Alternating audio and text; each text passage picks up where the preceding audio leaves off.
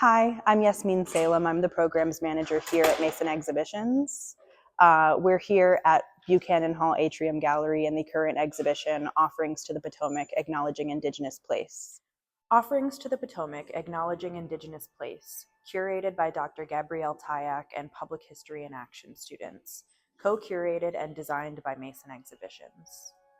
In Indigenous tradition, when we enter another person's territory, we make heartfelt offerings to honor their lands and community. We invite you to envision yourself as part of a story that is much older than George Mason University, even older than Fairfax. The Doeg Tribe lived in a major village along the Potomac River called Tauj-ah-nahnt, near the place where we now stand. In the late 1600s, the colonial Virginia militia attempted to erase the Doeg people through warfare and removal. Many perished in violence and enslavement in the West Indies, but Doeg descendants remain in the region.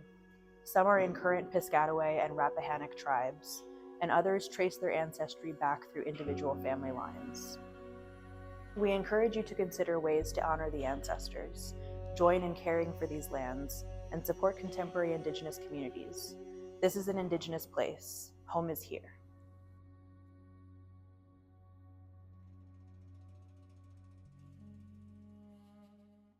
The first person you'll hear from tonight is C.J. Davis. She's a very accomplished graduate of the School of Art here at George Mason University.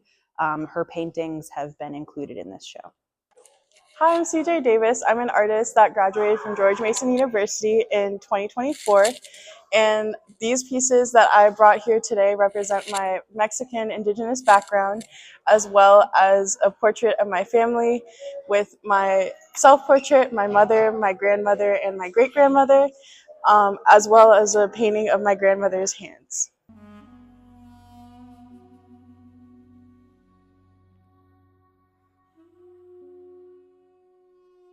Offerings to the Potomac wouldn't have been made possible without Dr. Gabrielle Tayac in the Public History program and Dr. Allison Landsberg in the Center for Humanities Research.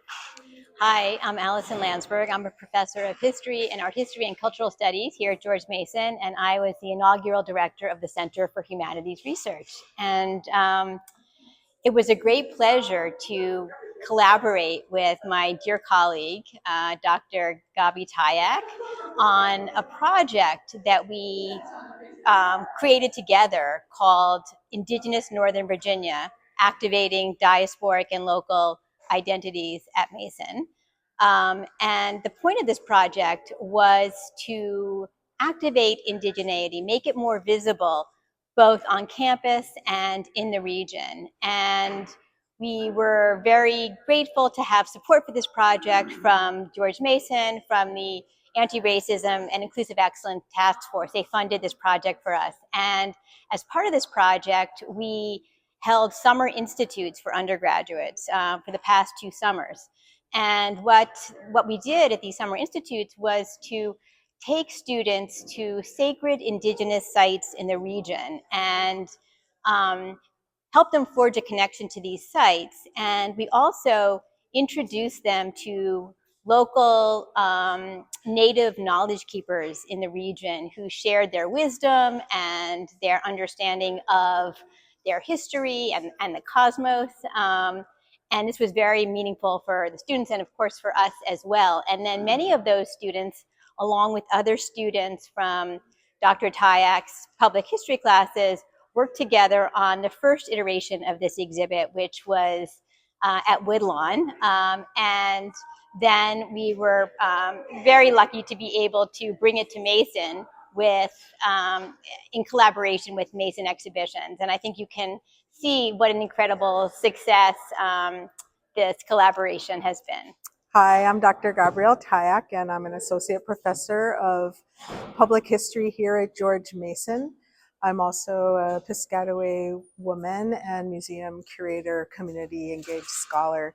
I am absolutely delighted, thrilled, honored to be standing within a space brought to life by our Indigenous communities that live with us over time, that come from as far away as the Andean Mountains and as close as the river here itself in Fairfax. In Indigenous tradition, it's a protocol to state your intentions, to introduce yourself, to engage in right relationship with the land and people around you. And so coming from that ethic, and I have a very extensive museum background, I wanted to see if our students, our student community, our historians, our artists, our writers, our poets, our cybersecurity specialists could come and understand how to relate into history, contemporary experience, who we are, how we've come to be, how we live with each other. And in doing so, invited them to think about how can we ask for offering of good intent, offering of yourself, of your memory, of what your future might bring. So in a class called Public History in Action, a group of 18 students worked with major communities. Some are often very invisible here in the Northern Virginia area, to ask for them to introduce themselves and bring offerings to this land and this river, the Potomac, to the Doeg, the Piscataway people, and see what could be brought out from ancient times to the present and envision a way of transforming a space so that we could see the longevity, the depth, the understanding that we could gain together.